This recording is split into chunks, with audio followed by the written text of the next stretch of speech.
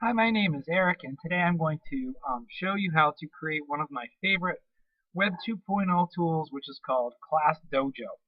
Class Dojo is a simple way to manage your classroom in any way you see fit. I primarily use it to manage behaviors in my classroom, but the possibilities are endless. So as you can see, I've opened up my web browser to Google. I did a search on Class Dojo, and I found Class Dojo as one of the first hits on Google. So as you can see, this is the main page in which you can sign up. It is a free, it is a completely free um, web tool-based site. If you need to sign up as a teacher, you can sign up as a teacher, parent, or student, and I will show you the parent and student features in a few moments. I already have an account, so I'm going to log into my account.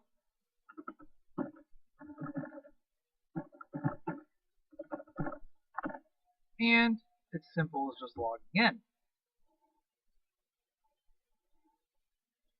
Okay, so as you can see, there's my name, and I'm going to go into my dojo. now that I'm in my dojo, you can see that, and you can make your class dojo. It will lead you through editing your profile. I just want to show you some of the things you can do with editing your profile. It will ask you for some basic information. You can put in a photo if you would like to. Also some information about changing your password and your download message history. And I'm just going to click Save Changes because at this time I don't have any. Also, this is your kind of your main screen. You can add a class. Right now I teach third grade, so I only have a class of 23 students.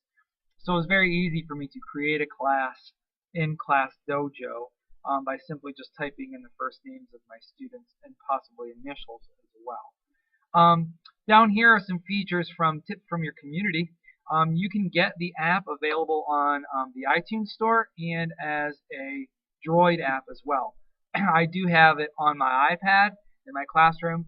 This is a very iPad friendly app, and I highly suggest that you use it if you walk around your classroom quite a bit. You can also play a student video in which a student describes how they like Class Dojo, and then you can also love Class Dojo probably on Facebook or Google+. This little box right here is great because it is a kind of a chat room and a post board where you can post some of the ideas in which you've used Class Dojo and other teachers and how they use Class Dojo. So there's some great ideas through this free website. So if I wanted to add a new class, I could click Add a New Class, and as you can see, it's a kind of a laid-back, funny website where they have neat things to say, and they're like, "Woo, let's get started with your class." So you can give your class a name. So you can call it whatever you want. Mr. Stanley's um, first period, if you have period classes. I used to when I taught middle school. And I can select the year that I would like. So let's just pretend that I was teaching 7th grade and I could create my class. After this, I could type my students by name if I would like to.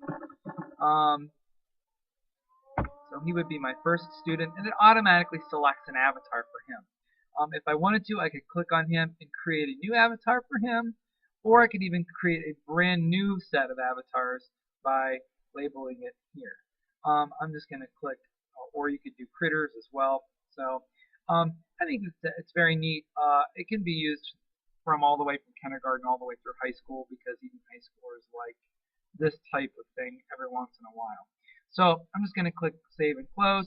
You can also copy and paste it from an Excel sheet and so forth. I'm going to click Next and just pretend that Jack is my only student. Class Dojo is used where you can set up positive behavior and negative behavior, or what they call needs work. You can change or add the behaviors if you would like to, to being unprepared, not having homework, off task, and you really don't even have to say anything to the kids. But there are some other features in here that really will help. So you could edit it. You could change the icon to maybe something about being tardy to class or bullying. You can weight the behaviors. If you want to make the weight of the behavior, 4 times or 5 times, that's possible. I'm going to keep it at 1.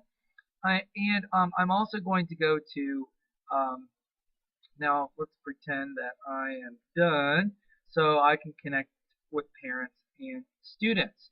So one way I can do that is I click on this and it will be prepare invitation codes for my kids.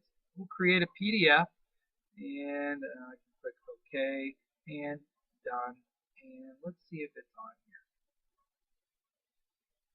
Okay, so I've created a first period class and this is an example of what will pop up for you as through Adobe Reader where you can print out a whole list and just send home or email home if you wish a PDF letter to all of the students. Now these are the ones from my class, um, but as you can see the parent letter has a place for them to sign and return. It also has a code for students to go in and access so they can change their avatar, see their own progress, and the parents can also see the progress of their student as well as even message you to ask any questions about their behavior throughout the day. This little bar here tells what my parents or how many of my parents have signed in and looked at their accounts. So it looks like I'm about 80% of mine, and I've been using it for a couple of months, probably since mid to early October at this point. So I'm going to click on my class, and this is what a whole class looks like. And the last class dojo I did was yesterday. So as you can see, some of my students have more points than others, and some are in the hole, as we say, and they're -1 points. You can click on a random student, so it randomly clicks on a student. I've set up something called green zone behavior, which is a zone of regulation, um, self-regulation behavior system that we use. And then I've also set up my negatives. And I could give an award to Logan either being positive or negative, but I'm not going to today. And I can also show you that in this I can run reports when I'm finished with the class. I have the capability to find out what week it is. I can print the results. I can also take attendance with Class Dojo. As you can see, overall, these are some of my positive versus negative. So I tend to give out more positives than negatives. This gives information about each kid. And as you can see, this is the whole class. So if I wanted to, I could click on just one student and see their behavior and notice that this student had just one off-task incident, whereas the other 88% were all positive. And you can also see that I can change, and I mentioned you could change the range in which you wanted to see it. So if you want to see all of October, there's my October's results, and here's my November's results of this month so far. This is very good for any intervention specialist who's collecting data on behavior, and it can be done discreetly on an iPad. I have it synced up through my sound system at school so the students can actually hear when I give an award point, it gives a ding. When it gives a negative point, it gives kind of a boom, and that makes it so that the kids know someone had lost the point. This also has a message feature, and as you can see, some of my parents have messaged me about, or they've actually set up their messenger, and they have, asked things, and I'll talk to him later about what happened today. So that is a very interesting way to do it.